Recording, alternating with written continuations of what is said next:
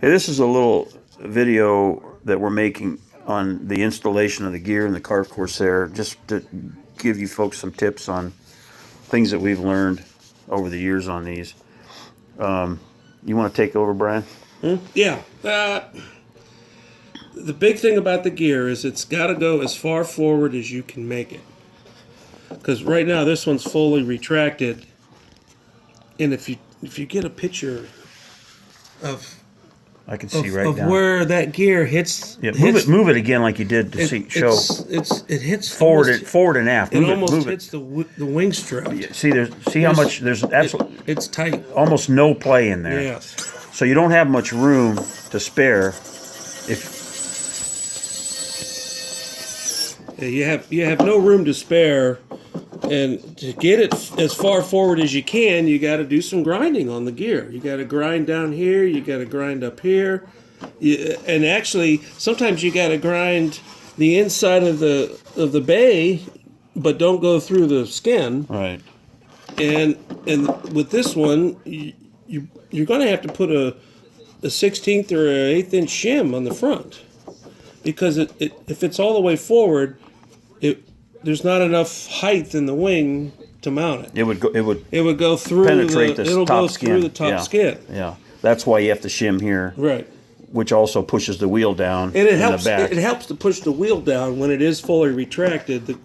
You got plenty of room with the gear doors to close. Right. So the things to remember to get it mounted as far forward as you possibly can, to give you clearance right here Right. when it's retracted.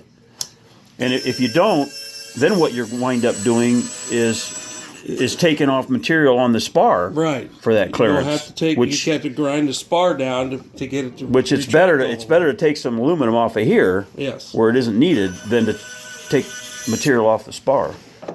See, when that happens, then there's no problem. You don't have to take anything off of the spar at all, and the wheel's all the way in the bay.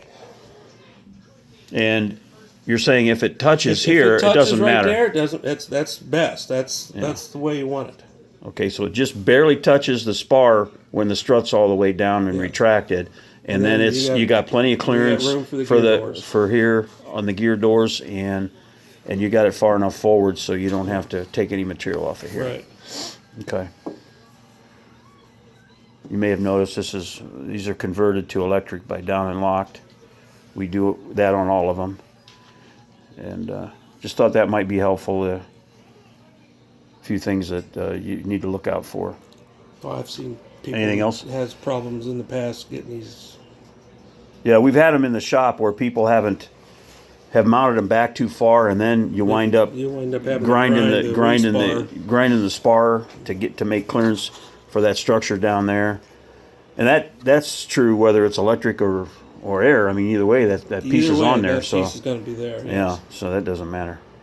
So just be prepared to do a little grinding up front here to get it up forward enough, and you'll be fine.